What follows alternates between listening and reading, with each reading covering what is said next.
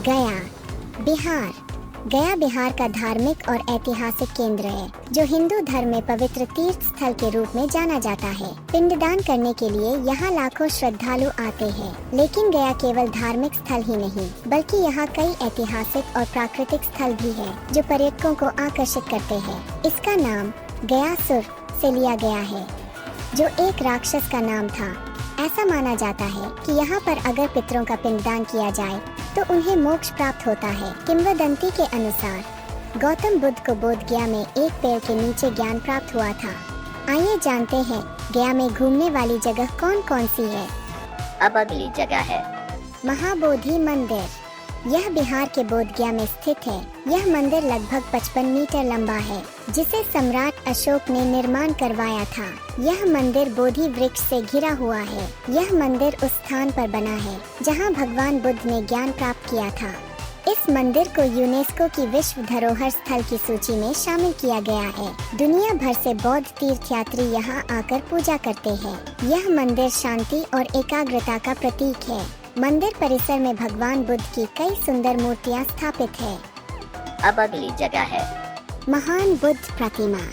यह बोध गया के प्रमुख आकर्षणों में से एक और बड़ी संख्या में लोग इस जगह को देखने आते हैं। यह भारत के सबसे ऊंची भगवान बुद्ध की मूर्ति है। इस मूर्ति को दलाई लामा ने 1989 में बनवाया था। यह प्रतिमा की कुल ऊंचाई 80 फीट की है जिसे देखने के लिए भारत ही नहीं विदेश से भी लोग आते हैं। यह गया शहर से लगभग 15 किलोमीटर दूरी पर स्थित है। यहाँ सारे पेड़ों और हरियाली के साथ एक बहुत ही सुखद जगह है। अगर आप बोध गया घूमने जा रहे हैं तो यह जगह जरूर देखें।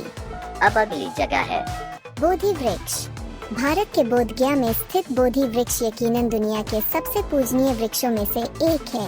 यह वृक्ष बौद्ध धर्म में सबसे पवित्र माना जाता है क्योंकि इसी वृक्ष के नीचे सिद्धार्थ गौतम बुद्ध को 2500 साल पहले ज्ञान की प्राप्ति हुई थी। इसलिए इस पेड़ को देखने फिलीपींस, थाईलैंड, चीन और जापान सहित विभिन्न देशों से लोग आते हैं। यह पेड़ इतना कीमती है कि अगर इसका पत्ता गिर जाए तो समझो खुद को भाग्यशाली समझते हैं लोग। इस स्थान की शांति मनमोहक है जो आंतरिक शांति पाने के लिए आदर्श स्थान है। अब अगली जगह है सीता कुंड। यह गया के बहुत ही शांतिपूर्ण जगह में से एक है। सीता कुंड जो विष्णु उपथ मंदिर के फल्गु नदी के सामने स्थित है। इस जगह की सबसे अच्छी बात यह है कि नदी के अंदर पानी सिर्फ 3 से 5 फीट गहराई पर बहता है। इस कुंड के पीछे एक खूबसूरत सा पहाड़ है जो बेहद खूबसूरत दिखता है। यह गया शहर में लगभग 6 किलोमीटर दूर है। इस कुंड के बारे ऐसा माना जाता है कि सीता माता ने अपने पितृ दिवस पर ससुर दशरथ जी का पिंडदान किया था। अब अगली जगह है रामशिला पहाड़ी। रामशिला पहाड़ी बिहार के गया शहर में स्थित एक ऐतिहासिक और सांस्कृतिक रूप से महत्वपूर्ण पहाड़ी है। यह गया के दक्षिण पूर्व में स्थित है और यहाँ कई प्राचीन पत्थर की नक्काशियाँ हैं। मान्यता है कि भगवान राम ने वनवास के दौरान इसी पहाड़ी पर अपने पिता राजा दशरथ का पिंडदान किया था, इसीलिए इसका नाम रामशिला पड़ा।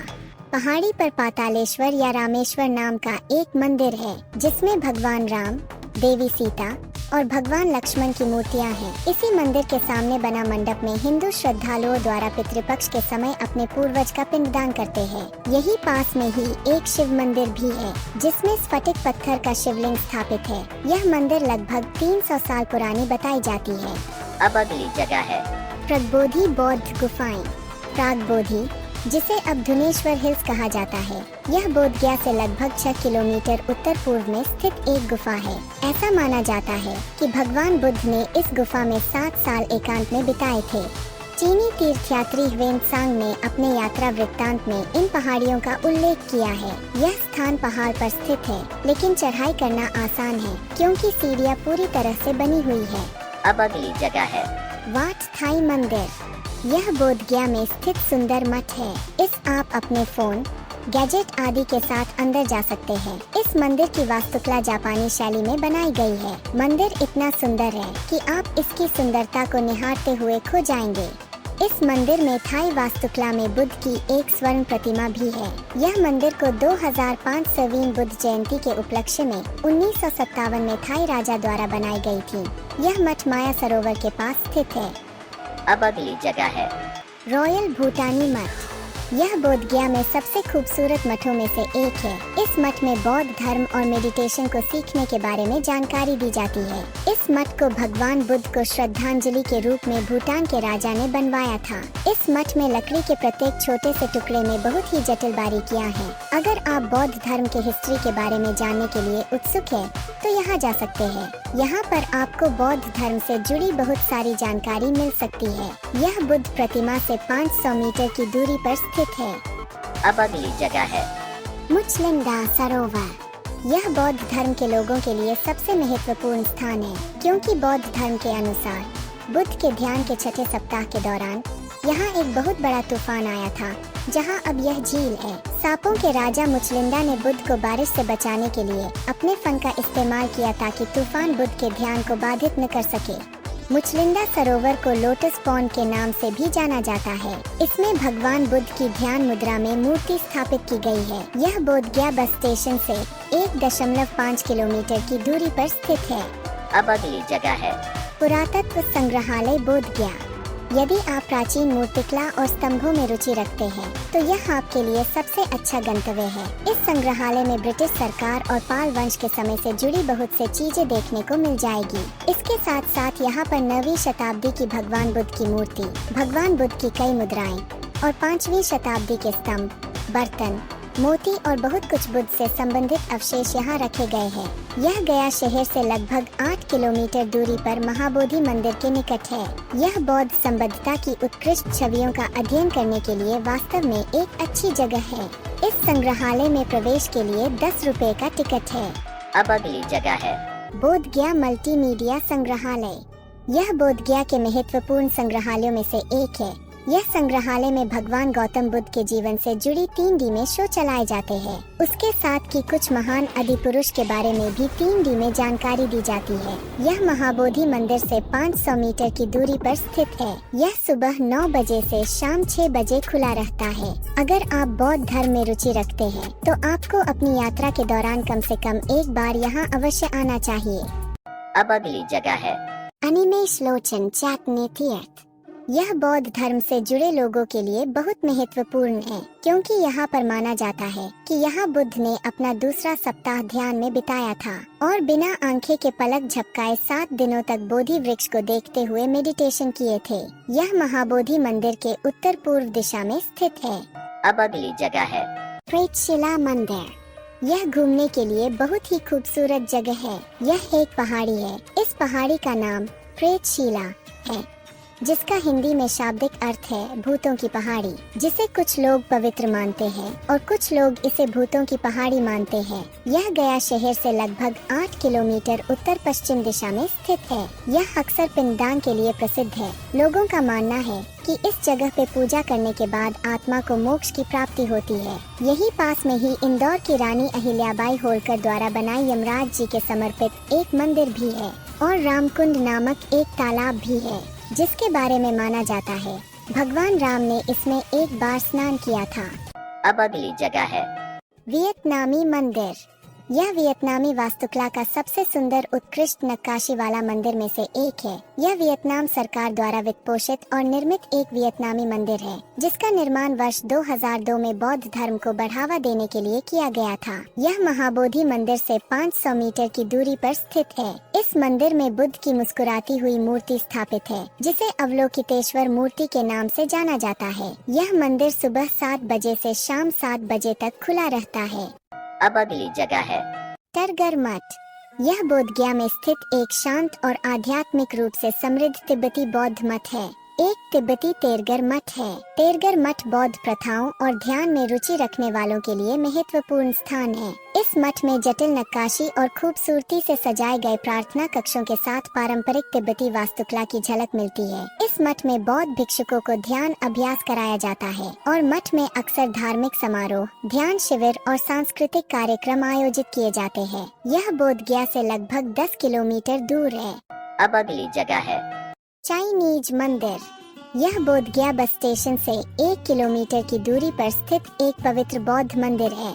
यह मंदिर का निर्माण बौद्ध भिक्षुक ने करवाया था। यह मंदिर चाइनीज वास्तुकला में बनाया गया है। इस मंदिर में सुंदर भारतीय और चीनी वास्तुकला देख सकते हैं। इस मंदिर के गर्भगृह में 200 साल पुरानी भगवान बुद्ध की मूर्ति स्थापित है, जिसे चीन से लाकर स्थापित किया गया है। यह मंदिर सुबह 7 बजे से शाम 6 बजे तक खुला रहता है। अब अगली जगह है जापानी मंदिर। यह मंदिर जापानी शैली में बनाई गई है। इस मंदिर का निर्माण 1972 में इंटरनेशनल बौद्ध कमेटी ने करवाया था। इस मंदिर में जापानी पेंटिंग और गौतम बुद्ध जीवन से जुड़ी जानकारी प्राप्त कर सकते हैं। यह मंदिर गया शहर के केंद्र से लगभग 15 किलोमीटर की दूरी पर रॉयल भूटान मठ के बगल में स्थित है। इस मंदिर का निर्माण बौद्ध धर्म और भगवान बुद्ध की मान्यताओं के संरक्षण और प्रचार के लिए किया गया था।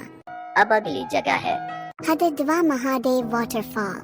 यह गया के खूबसूरत वाटरफॉल में से एक है। यह शहर की भीड़-भाड़ से दूर पिकनिक मनाने के एक सबसे अच्छा स्थान है। यहाँ बरसात के मौसम में झरने का पानी का मजा लेने के लिए सैलानियों की सबसे ज्यादा संख्या होती है। यही पास में ही भगवान शंकर और गणेश जी की मंदिर देखने को मिल जाएगी, जहाँ आप जाकर दर्शन भी कर सकते हैं। यहाँ का वातावरण शांत और मनमोहक है और यह जगह प्राकृतिक सौंदर्य से भरपूर है।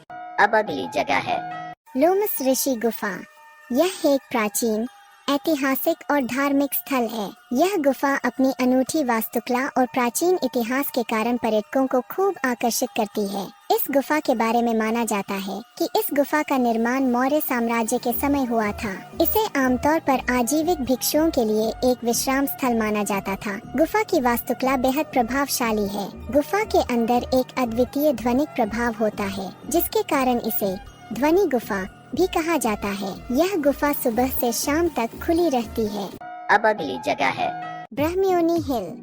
यह एक पहाड़ी है जो गया शहर से लगभग 9 किलोमीटर दूरी पर स्थित है। इस ब्रह्मयोनी पहाड़ी की चोटी पर पहुंचने के लिए 424 सीढ़ियां चढ़नी पड़ती है और यहीं पर ब्रह्मयोनी देवी का मंदिर भी स्थित है। रामायण काल में भी ब्रह्मयोनी का उल्लेख मिलता है। यह परिवार व मित्रों संग पिकनिक मनाने के लिए अच्छी जगह है। यह एक प्राचीन तालाब भी है, जहाँ श्रद्धालु स्नान करते हैं। अब अगली जगह है जमा मस्जिद। यह बिहार राज्य का सबसे बड़ा मस्जिद है। यह मस्जिद लगभग 200 साल पुरानी बताई जाती है। इस मस्जिद को बिहार के मुजफ्फरपुर के शाही परिवार ने बनवाया था। यहाँ रमजान के समय में काफी ज्यादा भीड़ रहती है। बिहार के बाकी मस्जिदों के मुकाबले यह मस्जिद अपनी सुंदर वास्तुकला और शांत वातावरण के लिए जानी जाती है। इस मस्जिद का निर्माण मीर अबू सालेह साहिब ने 1898 में करवाया था। अब अगली जगह है गांधी मंडप। गांधी मंडप बिहार गया के गांधी मैदान में स्थित एक स्मारक है, जिसे भारत के पूर्व प्रधानमंत्री जवाहरलाल नेहरू ने 1951 बनवाया था। यह महात्मा गांधी के जीवन और कार्य को समर्पित है। पहले गांधी मंडप को लोग गांधी स्मारक के नाम से लोग जानते थे। यहाँ बापू का अस्थि कलश है। अब अगली जगह है फाल्गु नदी घाट। इस नदी में पिंडदान किया जाता है। यह नदी गया शहर के बीचों बीच बहती है। फाल्गु नदी के किनारे पिकनिक मना सकते हैं। फाल्गु नदी में बोटिंग का आनंद ले सकते हैं। यह नदी गया शहर के पूर्वी भाग में विष्णुपद मंदिर के पास बहती है और इसका अधिकांश भाग भूमिगत है। अब अगली जगह है विष्णुपद मंदिर।